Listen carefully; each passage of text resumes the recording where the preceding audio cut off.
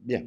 Alors, je voudrais tout d'abord vous faire un petit retour en arrière et vous parler d'un temps que les chirurgiens de 40 ans n'ont pas connu, mais que moi j'ai connu.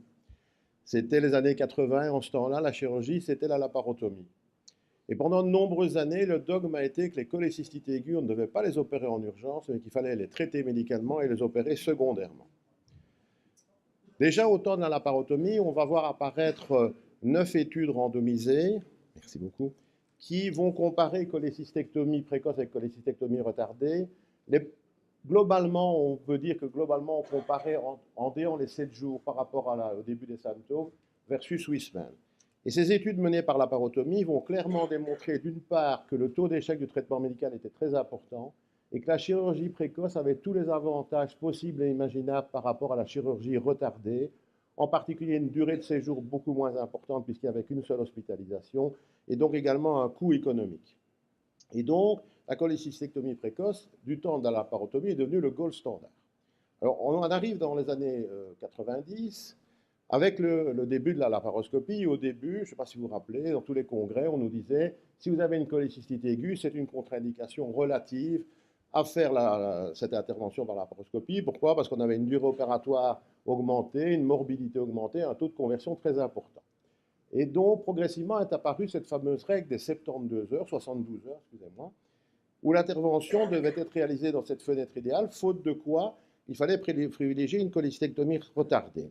Et c'est vrai qu'il y a eu beaucoup de publications, et ceci c'est une méta-analyse en fait de ces publications qui sont souvent des publications rétrospectives, qui vont démontrer que si vous opérez les patients au-delà de 72 heures, de 72 heures, ben vous augmentez la mortalité, mais vous augmentez aussi les plaies biliaires, vous augmentez les fuites biliaires et vous augmentez le taux de conversion.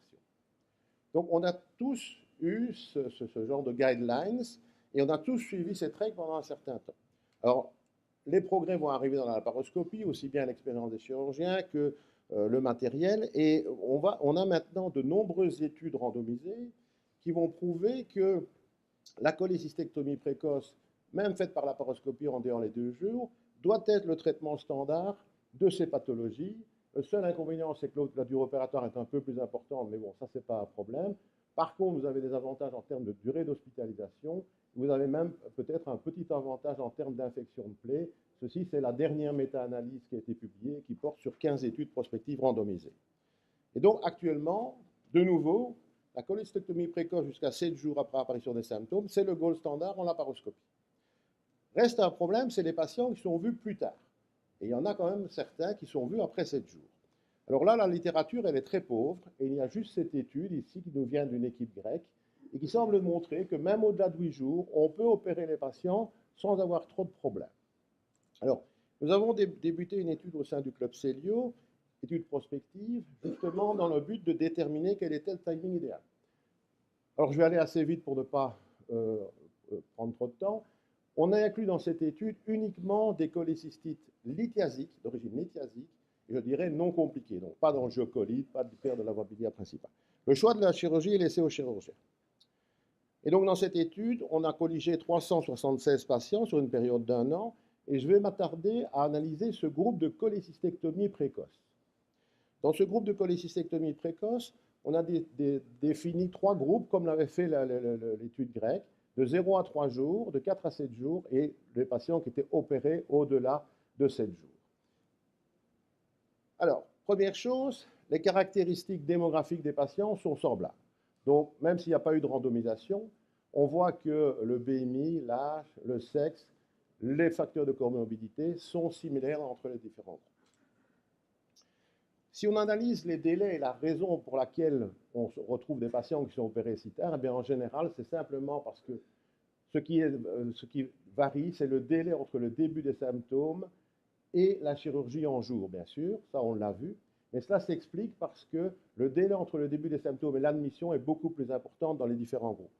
Donc vous avez ici des gens qui sont hospitalisés au bout de 8 jours. Il y a une autre raison aussi, c'est que le chirurgien est un peu paresseux, parce que parfois, il a tendance à laisser les patients en stand-by pendant plus longtemps, notamment dans le groupe 3. Alors, paramètres à l'admission, en fait, il n'y a pas grand-chose de bien spécifique. On voit simplement que la CRP est plus élevée dans les groupes 2 et dans les groupes 3. Je voudrais juste attirer votre attention sur la valeur du fibrinogène. Je ne sais pas si vous la dosez systématiquement dans votre pratique. Eh bien, on se rend compte en fait que la valeur du fibrinogène est un bon paramètre de l'ancienneté de l'évolution de la maladie.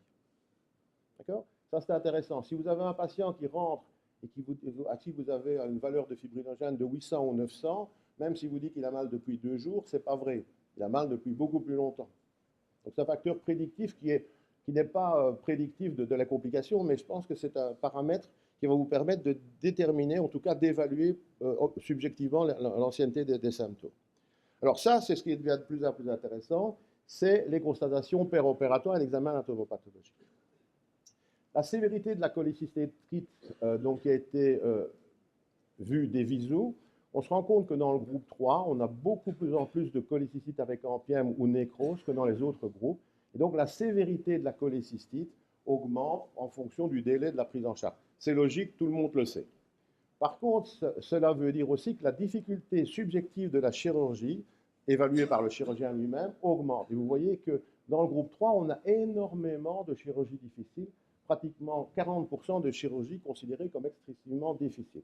Concernant l'anapathe, on n'a pas vu de différence statistiquement significative. Alors là, c'est maintenant que ça devient très intéressant, c'est les résultats cliniques. Taux de conversion très très faible. Même dans le groupe-là, on n'a que 5%. Si vous regardez la littérature, on est facilement à 15%. Alors ça, pourquoi? C'est simplement, je pense que tous les chirurgiens qui ont participé à cette étude sont des chirurgiens avec une expérience, je veux dire, très importante, non seulement en chirurgie de la vésicule, mais aussi dans les chirurgies laparoscopiques compliquées. Durée opératoire, effectivement, plus on attend, plus ça va être difficile et plus ça va être long. Et alors, ce qui est intéressant, c'est que le taux de complications est largement supérieur dans le groupe 3, 24%, et ce, aussi bien les complications graves que les complications bénignes. En ce qui concerne les complications strictement chirurgicales, on a un trend en faveur d'avoir plus de complications chirurgicales dans le groupe 3, mais la différence n'est pas statistiquement significative. Et la durée d'hospitalisation globale est également augmentée de façon très importante dans le groupe 3. Donc dans ce groupe 3, on a vraiment des mauvais résultats cliniques. Rapidement, le détail des complications, juste pour vous dire qu'on a eu, même dans le groupe 3, aucune plaie biliaire. Par contre, on a un taux de fuite biliaire qui n'est pas négligeable. Dernière chose, on a fait une analyse des facteurs prédictifs de la morbidité. Et tout d'abord, en analyse statistique univariable, on se rend compte que la morbidité augmente chez les patients de plus de 60 ans, c'est classique. Chez les patients de sexe masculin, c'est classique, c'est décrit. Chez les patients ASA3, c'est également classique. Augmente lorsque les globules blancs sont très élevés, ça a aussi été reporté, mais par contre, de nouveau, ça augmente de façon très significative lorsque l'on a un délai de plus de 8 jours. Et en analyse multivariable, analyse logistique multivariable, on se rend compte que le seul facteur indépendant prédictif de la complication, c'est le délai. Donc plus vous allez attendre, plus vous allez avoir de complications. De nouveau, c'est clair, c'est logique. Vous me direz, d'un point de vue pratique, qu'est-ce qu'on peut faire? Eh bien, voilà les conclusions.